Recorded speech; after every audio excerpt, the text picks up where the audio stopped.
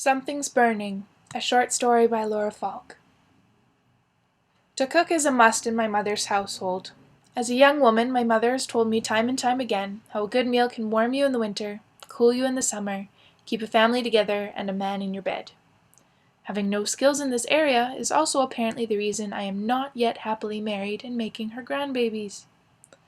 While my sisters took to the art of cooking like owls to flight, I always seemed to fall from the nest in a deep, unforgiving spiral of catastrophe, hitting every branch as I went, and indenting the ground to a slightly subterranean level. My first attempt at boiling an egg, I forgot I was boiling water and let it continue into oblivion while, feeling peckish, I went off to make a peanut butter sandwich and watch cartoons. Said cartoons also being another reason I was not yet happily married, as watching useless drivel obviously made your brain melt into a gloppy, greasy smear on the sofa. My mother then walked into the kitchen to see the stovetop on and a strange little scorch mark burnt into her bone-dry and suddenly favorite little pot. After this episode, my cooking lessons began in earnest. My mother is an amazing cook, just as her mother was before her, and her mother before her, and so on, until the very dawn of time where I'm sure my mother would claim our ancestors made the first frying pan. Every Thanksgiving my mother would bring the pie, and my grandmother would make the turkey, and our aunts would bring their dribbling brood and more delicious food. My mother packed myself and my sisters into the car, handed us each a box holding her pie, and drove to Grandma's.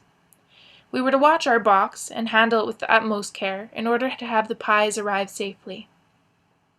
On more than one occasion I have dropped my box to a car full of screeching ladies and a biting swat on my bottom. Upon arrival, my grandmother would exclaim over all of us girls, and my mother would announce that she'd only brought 5 different kinds of pie and that she hoped it would suit everyone's tastes, as if a single pumpkin pie would not have sufficed. While my mother and my mother's mother, and all the mothers of our family beforehand, had genetically gifted their sweet, angelic babies with their cooking prowess, I seemed to have been missed altogether. I would never be the one to bring the pie to my mother's for Thanksgiving, and I sure as hell would not be the grandmother making the turkey for her descendants in the future. My first lesson in cooking was making something simple. Something easy that I could obviously handle. Muffins. We started off on a roll, until suddenly I could not stir well enough. No, like this, she would say. Okay, like that then. No, let me. Soon my mother had made the perfect muffins, and when she pulled them steaming from the oven, I was happily eating a peanut butter sandwich watching Pinky and the Brain. Sadly, this was not my mother's sole attempt at lessons. I was then downgraded to an easier recipe. Kraft dinner. My mother stood in the corner of the kitchen, worrying her apron strings, while I read and followed the instructions on the box, interjecting with little mews that never quite became a command or even a full syllable. She tried to let me do it myself. I was nearly finished. All I had to do was add the milk and butter, when my mother made another little sound like a cat was coughing on a high note from some unknown musical, and I turned to look at her just as I dropped the whole carton of milk into the pot. We stared at it in silence for a moment, and let the sickly sweet smell of burning milk rise out of the element and throughout the house. With the sigh of a weary woman, holding the burdens of parents everywhere, my mother shooed me from the kitchen, cleaned up the spill, and stared at the pot. I watched from around the corner as she pulled her hair back and tied her apron into a pert little bow around her hips. This meant war. My mother always had this look when dealing with a cooking conundrum. Said look being that of a 70s housewife making the face of a very frightening and slightly vacant Arnold Schwarzenegger. With a sudden flurry of spices, she flipped the fire on high and stirred it to a boil. That night we had macaroni soup, and all knew that this strange but still delectable concoction was the result of my continued failure. Eventually I mastered the trials of canned soups and recipes on the back of the box, and my mother believed that I was ready to try helping her make a salad.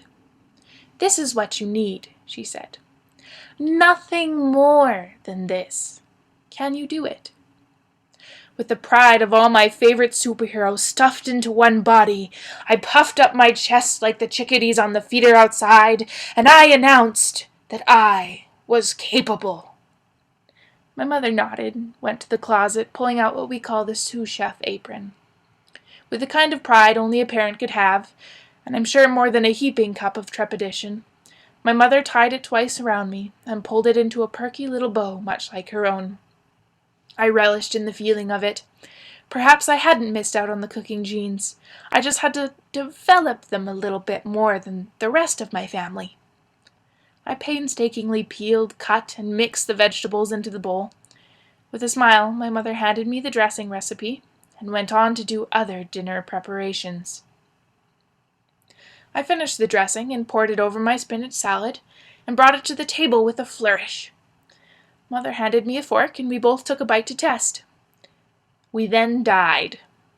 Tag-teaming the water faucet, we both attempted to scrape the taste buds off of our tongues. Apparently, I had mixed up a teaspoon of salt for the tablespoon. We took a moment to breathe and stand back. My mouth felt assaulted, and there was a ringing in my head as I took a deep breath, hoping to re-oxygenate my body and calm my gag reflex. I began to smell something along the lines of burnt toast. I remember vaguely wondering if a salt overdose could bring on a stroke. At about the same time, Mother realized that the ringing was the timer long past. She jumped 50 feet in the air and ran to the stove.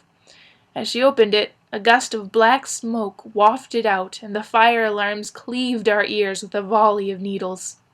I flapped a tea towel at them like a madwoman until they behaved. That night, we all ate peanut butter sandwiches and sat on the couch in silence as the Nature Channel displayed a baby lion being left in the bushes while the mother went off to get dinner. My mother turned and asked, "What should we do with you?" At this point in the TV program, a male lion found the cub and ate it. Upon moving out, I have learned to take care of the food on my own. While I never create anything that you could truly attach the word gourmet to, unless of course said descriptor was included in the name on the box, I am able to make do. I have also found a man who commands the kitchen worse than I, and considers pizza for every meal in 7 days a viable option. He never complains about having soup from a can, and I can often impress him with the already cooked chickens from the grocery store moved onto a plate. Add a couple of carrot sticks artfully surrounding it, and you have a first-class meal in our house. My one claim to fame, that my mother will never quite understand, is that I can in fact bake a pie. Not to say it would rival her own, but the very fact that I can create one on multiple occasions without burning down the city astonishes her. So perhaps I will be able to contribute more than a peanut butter sandwich to our holiday get-togethers. This does not, however, deter her continued harassment over the lack of grandchildren. While I may not be able to warm anybody up if it's -40 outside, and cooling people down may lead to a sprinkler system instead of a homemade iced tea and cranberry scones, I am happy to report my family is still together, and I have yet to burn my house into the ground, bed included.